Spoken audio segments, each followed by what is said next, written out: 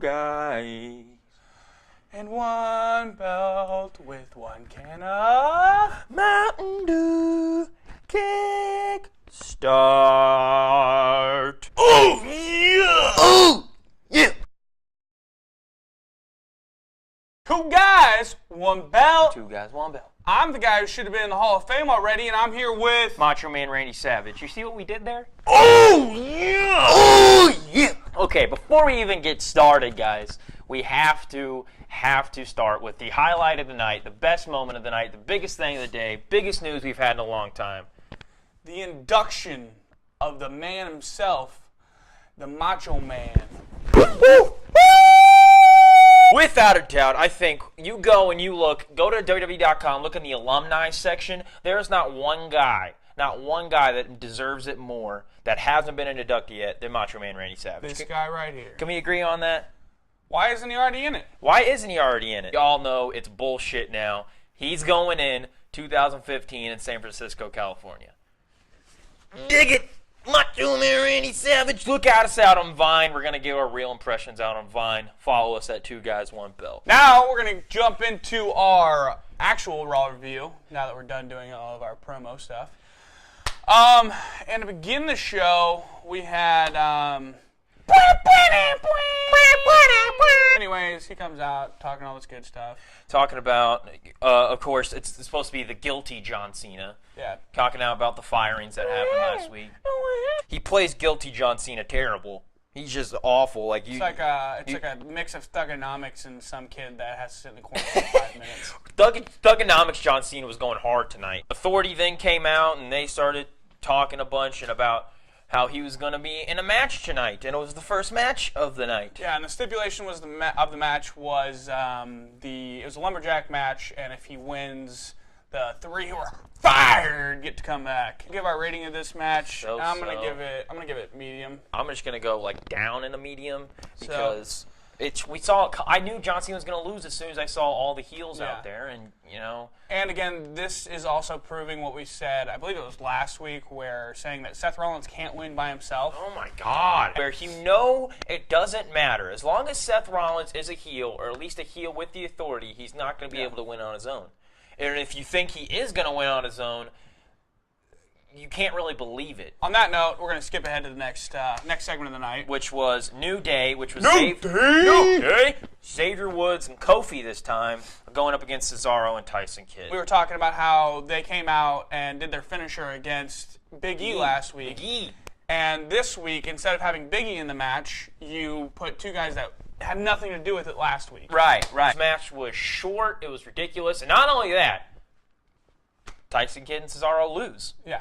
So how are you going to have them come out, disrupt the match last week, and then have them lose? Yeah. Hashtag, what's the point? And my rating is 2 thumbs straight down. You gotta put these guys over as a tag team, because let's be honest, tag team division in the last few weeks has gone down, in my opinion. A new, fresh tag team, 2 guys that fans actually like, at least fans like us, the internet marks, so to speak. Yeah.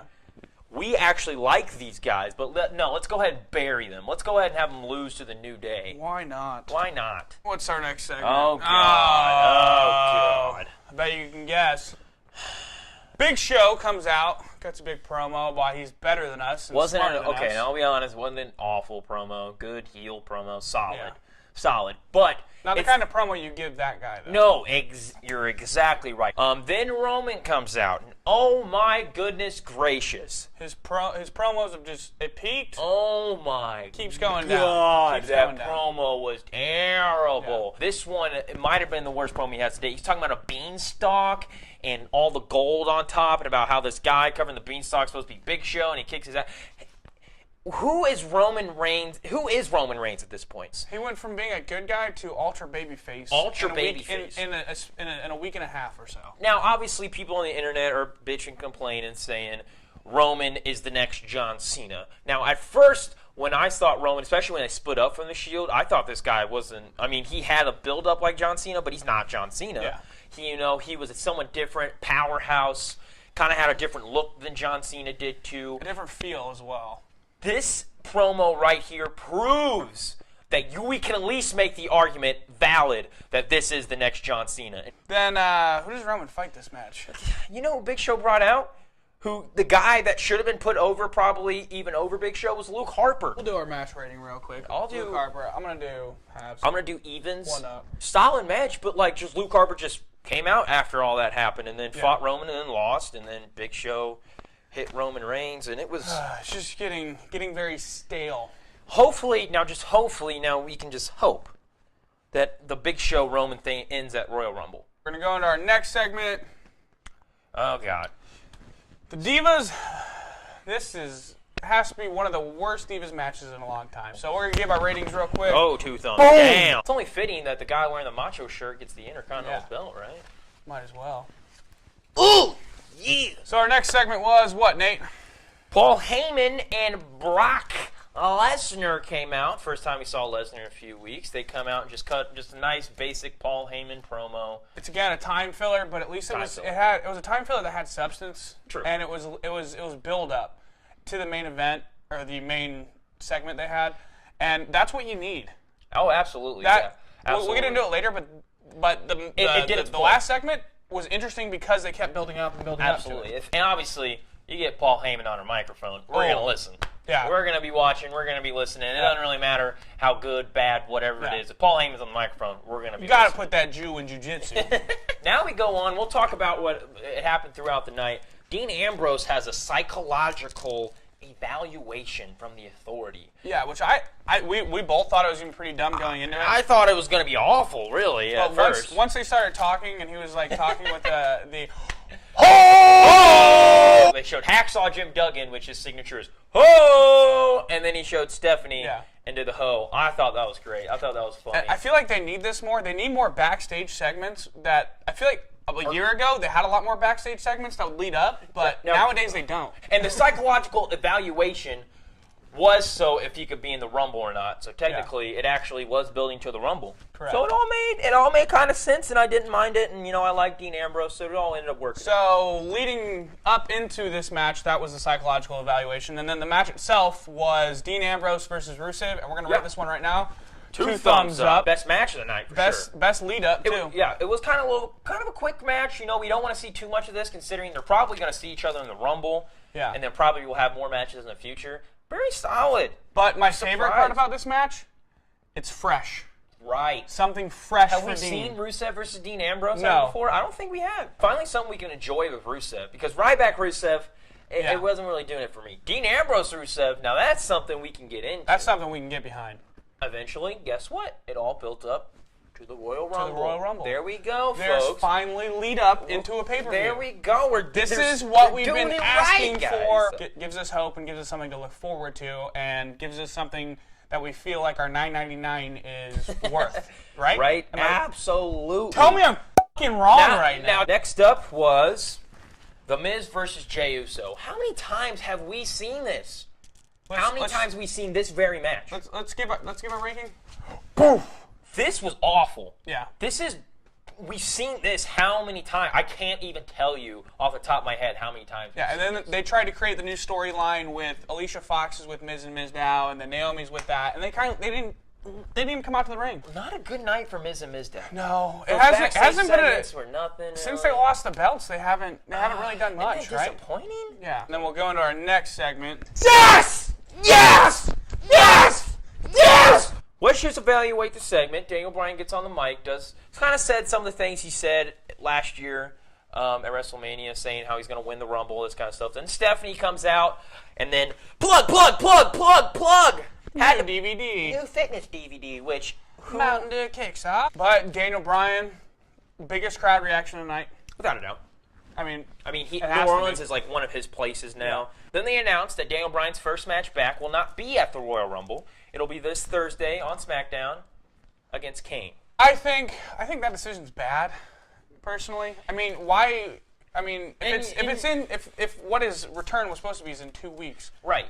Why would you? I think that's the real problem. It's not the match itself. It's not the build up to the Rumble. It's that the fact that you're having him in a match before his real, true returning match. And you're forcing people to watch Thursday night, which is good for the company itself, but it's not good for this Daniel Bryan storyline. Right. Overall, decent segment. They announced a match for Thursday. At least they're getting SmackDown kind of hyped. The return of... Give it an up and down. Yeah, I'll give it an up and down. The segment wasn't too bad. Rolling into our next segment, which ends up being Brie versus Paige. We'll give our rankings of this match. I'll give it an up and a down. Yeah, I'll go down and a half. When was the last time we saw Paige wrestle on TV? Right, exactly, and that's what it really was. And she lost, unfortunately, but obviously bigger things for her to come. Probably the best thing about the segment, though, was after the match, Paige went and bitch slapped Tyson Kidd. I thought that was kind of interesting. I mean, it wasn't. I mean, they didn't really explain why. And then Natty was like okay with it. Yeah, and she just like followed Paige out. But we'll move on from that. Next up was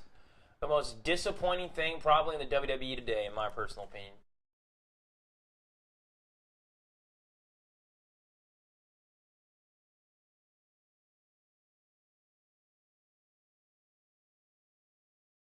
Go out and beat local giants. Have them fight Goldust and Stardust. Right. What are they doing? They're doing nothing. We didn't even see them tonight. You're going to pay these guys that aren't on the payroll to come out and fight them, but you've got guys on the payroll who aren't doing anything. They're doing the complete opposite than ascending. Yeah. They're descending. Descending. Ever since their debut, which, trust me, we were both hyped about. I was really excited to get the Ascension in. Now that I look at it, I don't care. Everybody was sitting. No one cared. Like, if you look at it, the stare down with the camera, everybody was sitting behind them. Nobody was standing. Nobody was cheering. It was like they were frozen. Nobody was clapping. Nobody was doing anything. Now, I don't care if they win the belts. I don't care what they do at WrestleMania. I don't care. So, skip to our next segment.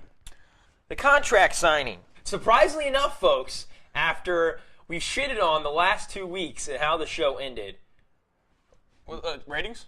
Ratings, yeah. 3, 2, 1. Two thumbs up. We loved this segment. Perfect. Kept my attention the whole time. Right. Had storyline leading into the Royal Rumble. It was just perfect. Paul Heyman killed it on the mic. Seth Rollins killed it on the mic. John Cena sucked on the mic. Which was okay, because guess what? He doesn't matter. Because Brock Lesnar got on the mic, people. The part where Heyman started talking and Seth interrupted him and that was we both looked at each other. Finished yet. We both looked at each other. We're like, oh. That was awesome. And then Seth started talking, and Paul interrupted him. Did the same thing right back. I wasn't finished yet. Oh my God, that was great. And we said it last week. We'll say it again. Seth Rollins is proving that in terms of the current superstars on the main roster, he's the best on the mic. That was a hell of a segment. That's how you do it. Now the ending. Then I thought the ending was great. The very end of it, where they got physical and stuff like that, that wasn't so great like the mic work was. And somebody went through a table. Was it Brock? Yeah. Brock went through the table after the attitude adjustment. Also, with this segment and the physicality they did was building up to Seth Rollins being an actual threat in that triple threat match. We were talking during the segment, and we want to know what you guys know, but we're going to give our percentages of what we think is going to happen. I think there's a 75% chance he cashes in. That's fine. After the match. And I think there's a 50% chance that he wins if he does cash in. What are your percentages? I think I'm going to go about 60% he cashes in, and I'll go still on the 50-50 side that whether he wins or loses his cash in. But we're going to give our overall rankings of the show. I'll go. And I'm gonna go 2 thumbs up. I'm gonna go half, and I'll go a thumbs up. Yeah. So 3.5 thumbs. One of the best. Now, granted, we're probably going 3.5 thumbs simply because of how bad the show was. Yeah, we're last comparing week it to the whole past month. It did what it was supposed to do. Kept our interest. Led up to the next pay-per-view, and that's just all you really need to do in a show. For this show. You know what? 13 days before the Royal Rumble? Yeah. That's what you're supposed to do. Thank you for watching, fools. Subscribe to us on YouTube. Like the video. Follow us on Vine, on Twitter. Like us on Facebook. At 2 Guys 1 Belt. We're going to do some Vine Macho Man impersonations here in a little bit. Watch out while for that. We're editing. This video should be up Tuesday, and then by Friday we should have our Royal Rumble challenge video up. And folks, if you got to the end of this Raw review, let me tell you, watch the Royal Rumble Challenge video. Mountain Dew Kickstart. 2 Guys 1 Belt. And make sure that can stays unopened. it's still closed. It's still closed.